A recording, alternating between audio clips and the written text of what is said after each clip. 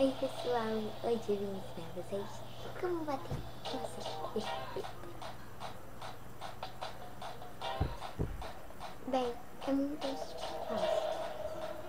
Tipo, eu não quero ficar igual essa que eu vi na internet.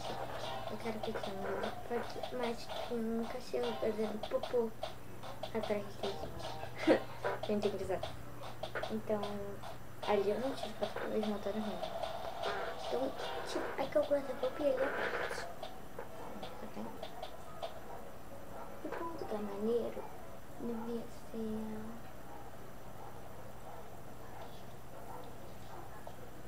banheiro.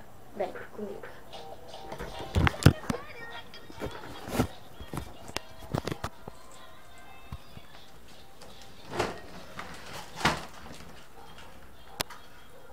Aqui no banheiro, box, banheiro.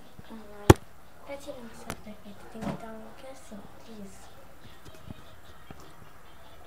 Você vai tirar um lugarzinho. Vamos ver aqui, um vizinho. Aí não tem nada atrás. Mas se você quiser colocar coisa atrás, vem comigo.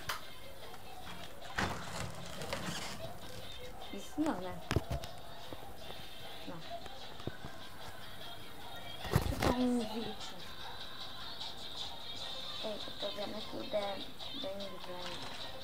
E você pode tirar assim, parecendo que você tá assistindo o vídeo. Tchau. Faz uma cara bonita.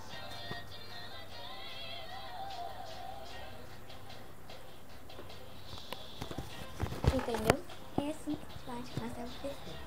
Eu não vou perfeito. Ficar tem que ficar bem no celular, porque eu não tenho celular, eu tô usando bem de verdade.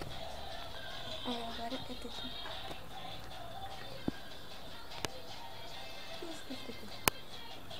Deixa eu até tirar uma sacola.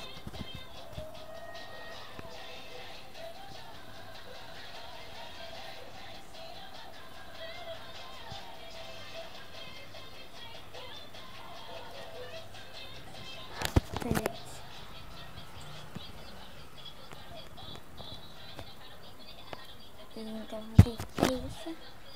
Se você quiser tirar essa com a casa, você pode. Eu vou fazendo bastante vídeo. Como ficar assim, parecendo a forma de uma boneca, daquelas bonecas humanas. Ok? Beijão. Minha amiga boneca humana. Beijão. Tchau, tchau.